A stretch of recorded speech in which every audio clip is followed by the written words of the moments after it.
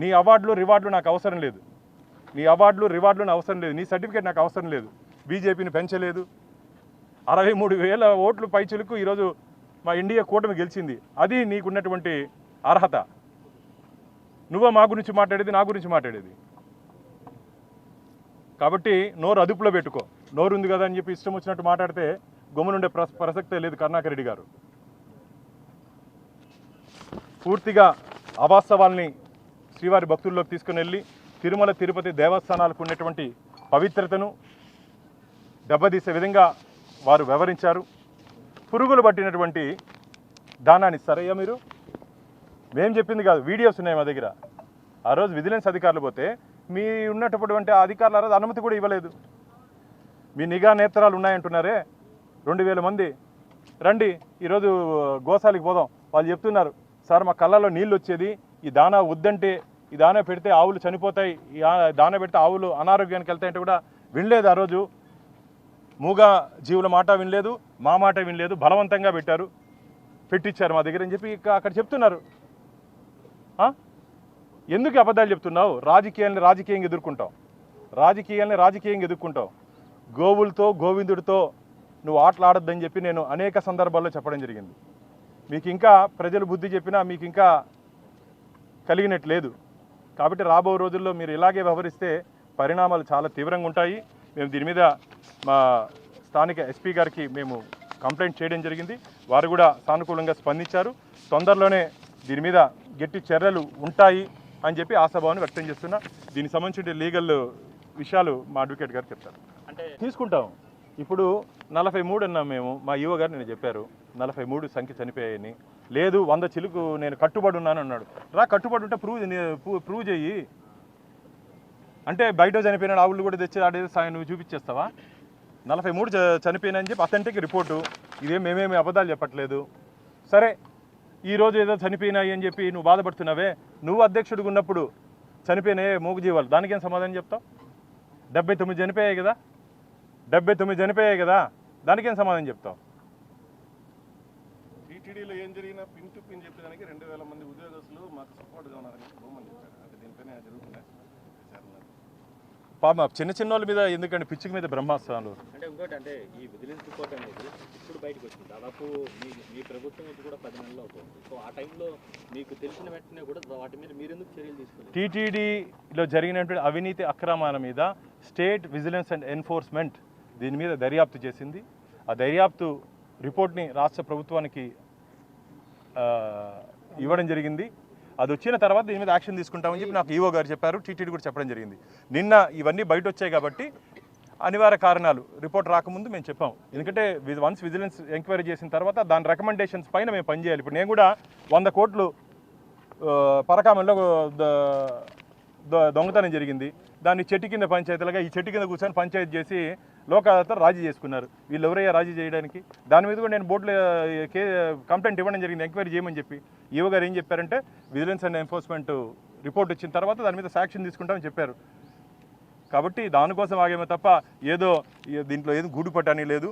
ఇది పూర్తిగా authentic report. రాబో రోజుల్లో ఎవరెవరు తప్పు చేశారో, ఎవరెవరు పంచుకున్నారో, ఎవరెవరు లల్లూ ప్రసాద్ యాదవ్లు ఉన్నారో అందరూ దీని వెనకాల ఈ కుట్రలో భాగస్వాములు ఎవరెవరు, పంపకాలు ఎక్కడెక్కడ జరిగిందో, బీహార్ నుంచి ఏపీ వరకు ఎక్కడెక్కడ వచ్చిందో ఈ వాటాలు అన్నీ రాబో రోజుల్లో శ్రీవారి భక్తుల ముందు మేము పెట్టబోతున్నాం. ఆయన ఒక మాట అన్నాడు, మీరు వచ్చిపోతుంటారు, నేను లోకల్, నాకంతా టీటీడీ మీద నాకు పట్టుంది, మీరు వచ్చిన వాళ్ళు 2 ఏళ్ళు ఉంటారు, 3 ఏళ్ళు ఉంటారు, పోతారు, పాలక మండలికి ఏం కాదు, నేను చెప్పినట్టు నడుస్తుందనే యాంగిల్లో మాట్లాడాడు. దీనిపై అయ్యా నేను కూడా 1971లో తిరుపతిలో పుట్టాను. నేను కూడా లోకలే. మీరు ఎక్కడ పుట్టారో మేము అక్కడే పుట్టాం, మీరు ఎక్కడ పెరిగారో మేము అక్కడే పెరిగాం. మీరు ఏం చూసారో మేము అదే చూస్తాం. దృష్టిలోపం ఉందేమో మీకు, అన్నీ బాగుండేటివన్నీ సరిగా కనపడవు మీకు. మీ పాలక మండలికి కానీ మీరు నియమించిన అధికారులకు కానీ టీటీడీ మీద పట్టు లేదు, ఇంకా నాకే టీటీడీ మీద పట్టు ఉంది అంటున్నాడు. పట్టుంటే వచ్చి నిరూపించమని చెప్పండి. 43 కాదు 100 పైచిలు కన్నా కదా, ఎక్కడ చెప్పండి. అబద్ధపు అసత్య ప్రచారాలు చేసేది కాదు, వాస్తవాలు ఆన్ రికార్డ్ మేము మాట్లాడుతున్నాం.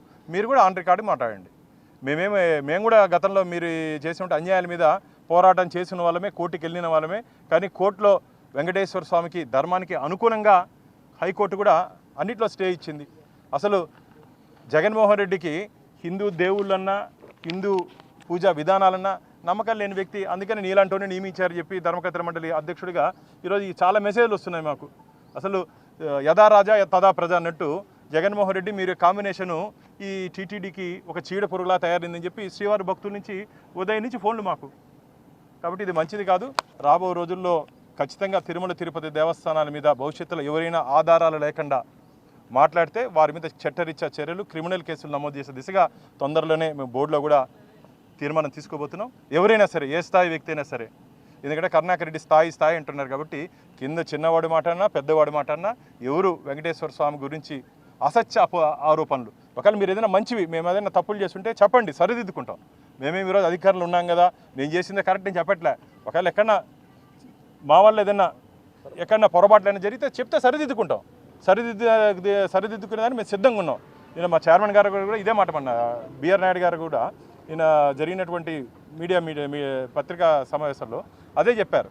కానీ తప్పులు లేకుండా తప్పులు చేసినామని చెప్పి మసిపూసే కార్యక్రమం చేస్తే మాత్రం రాబో రోజుల్లో టీటీడీ మాత్రం చూస్తూ ఊరుకుండే ప్రసక్తే లేదు. చాలా సీరియస్గా మేము యాక్షన్ తీసుకోబోతున్నాం. ప్రపంచ ఆధ్యాత్మిక రాజధాని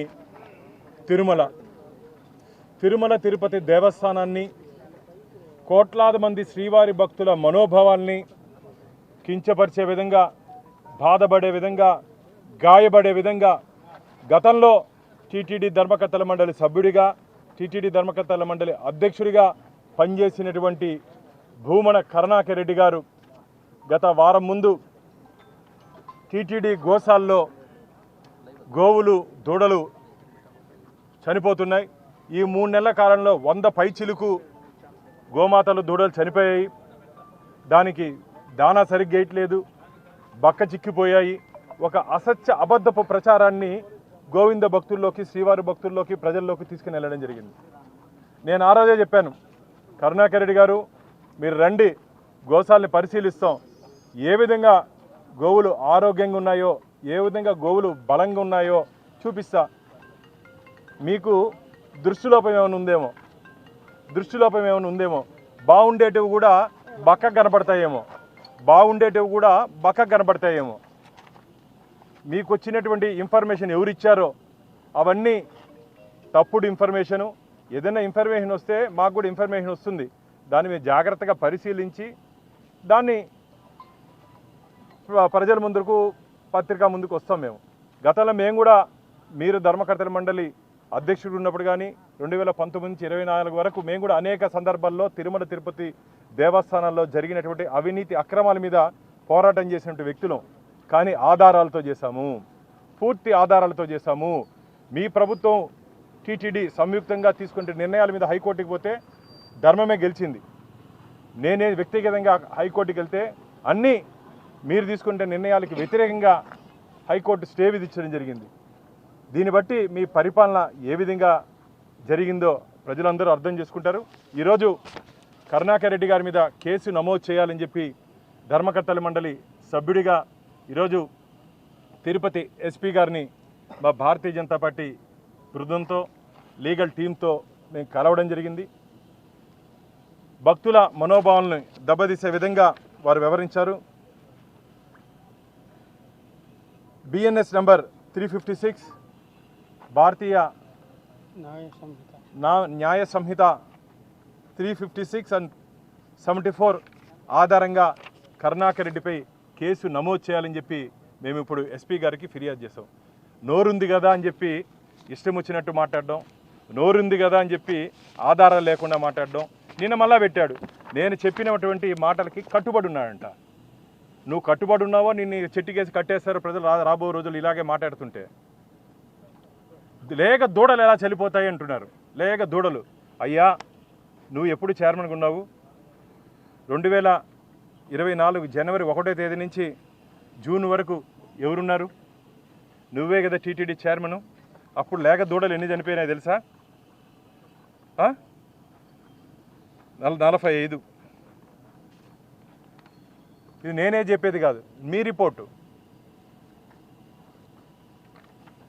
తల్లులు 34, 79 చనిపోయాయి కరుణాకర్ రెడ్డి.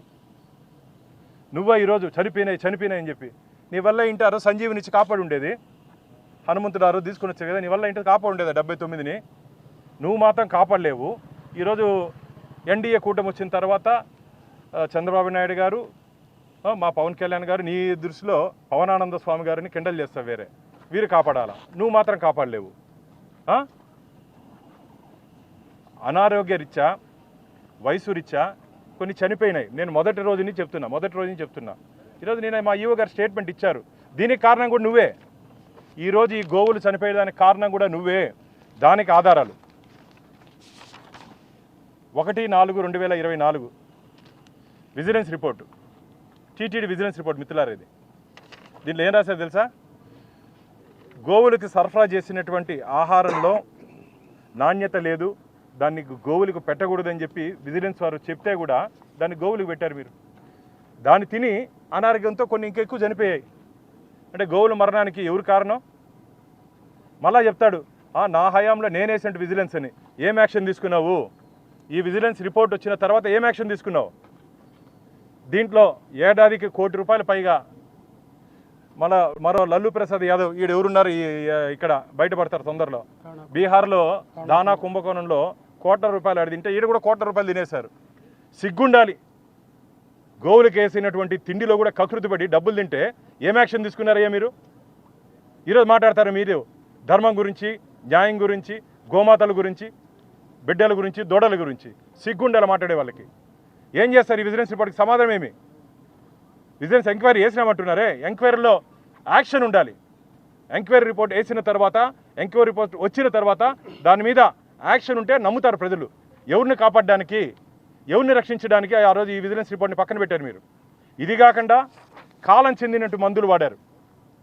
ఆవులకి, నోరు లేని మూగజీవాలకి కాలం చెందినట్టు మందులు, దాన్ని కూడా విజిలెన్స్ రిపోర్ట్ ఉంది. మేమేం ఊరికే మాట్లాడట్లేదు.